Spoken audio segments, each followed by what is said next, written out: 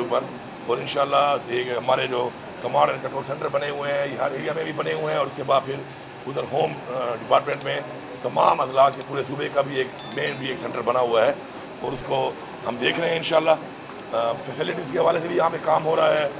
اور ساتھ ساتھ ہیلتھ کے حوالے سے جو ہیلتھ کے جو مسائل اگر کوئی آ جائیں اس کے لیے بھی یہاں پہ فل کام ہو رہا ہے، اور سیکورٹی آبویسلی وہ ہماری مین کنسرن ہے، اس میں بھی انشاءاللہ کام ہو رہا ہے۔ انشاءاللہ میں پورا یقین ہے انشاءاللہ یہ امن و امان سے انشاءاللہ گزرے گا، اور انشاءاللہ ہماری ٹیمیں کام کر رہی ہیں، ہماری پولیس ہماری فورسز کام کر رہی ہیں۔ طور سے بتا دیں کیونکہ گزشتہ دنوں دیکھتے ہیں اور صوبے میں مجموعی طور پر سیکورٹی کے حالات ڈیولپ ہو رہے ہیں، سامنے آ رہے ہیں، صوبائی حکومت کیا کر رہی ہے ان حالات کو کاؤنٹر کرنے کے لیے؟ کیا ہے آپ کے پاس اسٹریٹجی، کیا ہے پلان، کیا ہے؟ تھوڑا سا اسی کے ساتھ یہی خان میں واقع ہوا ہے۔ دیکھیں جی، ہمارے صوبے کو ایک چیلنج ہے بہت بڑا دہشت گردی کا، اور اس کو ظاہری بات ہے ہماری پولیس بھی فائٹ کر رہی ہے، اور ہمارے ڈپارٹمنٹ بھی فائٹ کر رہے ہیں، ہماری فوج بھی فائٹ کر رہی ہے، اور ہماری عوام بھی فائٹ کر رہی ہے، اور قربانی آپ کے سامنے ہے اس صوبے کی۔ تو اب جو حالات ہیں انشاءاللہ ہم فرنٹ فٹ پہ ان کو دیکھ رہے ہیں، اور ہم اس کے لیے باقاعدہ اسٹرینتھن کر رہے ہیں اپنی سی پی ٹی کو بھی، اپنی پولیس کو بھی، اور انشاءاللہ ہمیں پورا یقین ہے کہ جس طرح پہلے ہمارے دور حکومت میں امن قائم کیا تھا ہم نے، اور بیچ میں ابھی ایک بیچ میں گیپ آ گیا بہت لمبا، 1.5-2 سال کا، اس میں ذرا حالات تھوڑے صورتحال خراب ہوئی ہے، تو انشاءاللہ ہم دوبارہ اس کو اسی طرح صوبے کو انشاءاللہ امن و امان ہم قائم کریں گے، اور مقابلہ ہم کر رہے ہیں دہشت گردی کا انشاءاللہ جاری رہے گا، اور جو واقعات ہو رہے ہیں، جس طرح کے واقعات ہو رہے ہیں اور جو لوگ کر رہے ہیں وہ بھی انشاءاللہ وقت کے ساتھ ساتھ ان سے انشاءاللہ نمٹا جائے گا، اور اس میں کوئی کمپرومائز نہیں ہے۔ ہمارا امن و امان کے اوپر، دہشت گردی کے خاتمے کے اوپر ہمارا کوئی کمپرومائز نہیں ہے انشاءاللہ۔ یہ ہمارا مین چیلنج ہے، ہمارا مین کام یہی ہے کہ ہم نے اس کو ہر صورت میں قائم کرنا ہے۔ سر، پاکستان تحریک انصاف پہ پابندی لگائی گئی، اس کے حوالے سے کیا گئی؟ پابندی تو کسی کا باپ نہیں لگا سکتا، یہ تو کوئی بات نہ ہوئی۔ ایک تو فارم 47 کے تحت بیٹھے ہوئے لوگ خود جو ہے مینڈیٹ چوری کر کے بیٹھے ہیں، اور پھر وہ یہ باتیں کریں کہ وہ پابندی لگائیں گے کسی پارٹی کے اوپر، اور اس سیاسی پارٹی کے اوپر یہ سب سے زیادہ ووٹ لیا ہوا ہے۔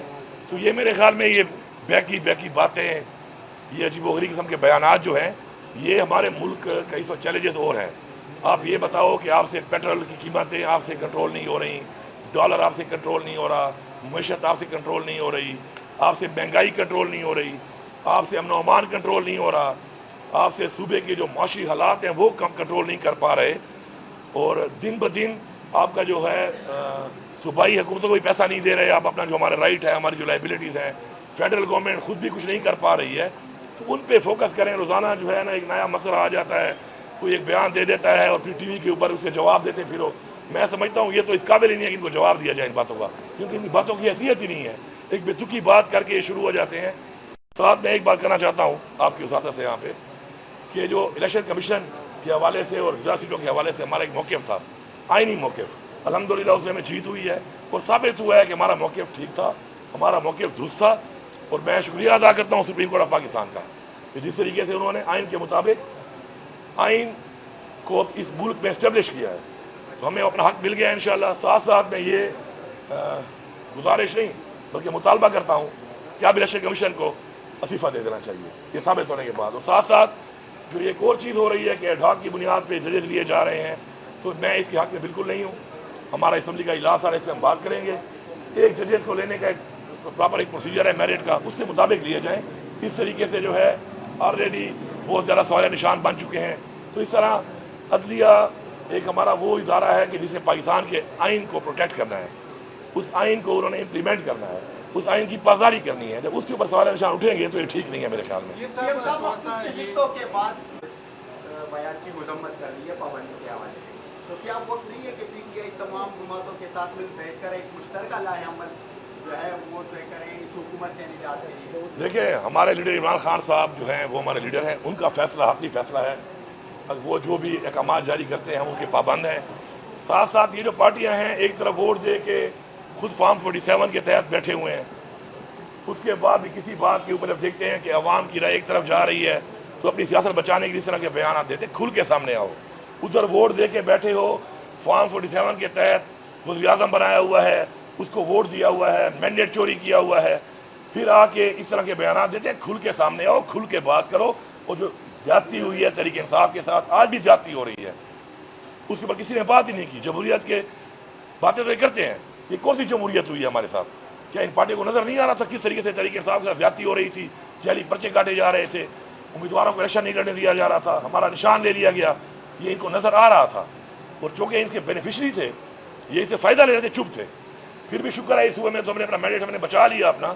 और बाकी पाकिस्तान में हमारा चोरी हुआ है तो उसके ऊपर इनको शर्म करनी चाहिए, इनको खुल के सामने आना चाहिए और पहले उसमें बात करनी चाहिए कि उसमें क्या मौक़िफ़ है आपका। ये ऐसी बातों के ऊपर एक बयान दे के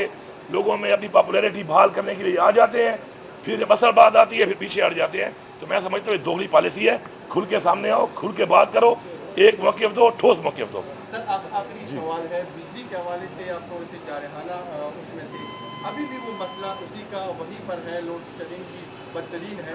क्या दोबारा से कोई स्ट्रेटजी है आपके माइंड में? देखिए बदतरीन नहीं है, उस वक्त जो हमने एक स्टांस लिया और हमने एक बात की, उसके बाद से हमने लॉसेस के ऊपर कंट्रोल करना भी शुरू कर दिया। हमारे वो फीडर जो 1.5 साल से बंद थे वो फीडर अब चालू हैं, ठीक है, उसे बिजली 6 घंटे मिल रही है, लेकिन आप ये देखें बिल्कुल मुकम्मल बंद किए हुए थे। जहाँ पे 22 घंटे थी वहाँ पे लोड शेडिंग 16 घंटे पे आई है, कहीं 18 घंटे पे आई है, तो एक रिलीफ हमने दिया है वहाँ को। अब उसका अल्टरनेटिव है कि लॉसेस भी हैं, उनको भी ख़त्म करना है क्योंकि हमारा मुल्क है, तो उसके लिए अभी हमने पैकेज इंशाल्लाह दे दी है। अगले हफ्ते मैं उसका विस्तार करूँगा। हम ऐसे एरियाज में जहाँ पर हमारे लॉसेस ज़्यादा हैं और हमारे लोग किसी भी वजह से बिजली का बिल महंगी बहुत ज़्यादा नहीं भर सकते, तो हम 1 लाख लोगों को अभी सोलर दे रहे हैं। तो के लिए हम सोलर को लगा के देंगे, इसमें हम फ्री भी देंगे और कुछ लोगों को हम ऐसा भी देंगे कि जी आधे पैसे वो देंगे, आधे हम देंगे, और किस्तों में आहिस्ता आहिस्ता पैसे उतारेंगे। तो उसका एक प्लान है पूरा, उस प्लान पे अगले हफ्ते इफ्ताह हो जाएगा। और इस तरीके से हमने काउंटर करना है चीज़ों को, और देखभाल के पाकिस्तान को भी हमने देखना है कि लॉसेस जो आ रहे हैं हमारे सूबे से आ रहे हैं, तो वो हमने काम भी करने हैं। तो उसके लिए प्लानिंग हमने की हुई है, हमने बजटिंग कर दी है उसके लिए इंशाल्लाह। अपनी आवाम को पहले भी हमने रिलीफ दिलाया है इंशाल्लाह, और मज़ीद भी इंशाल्लाह दिलाएंगे।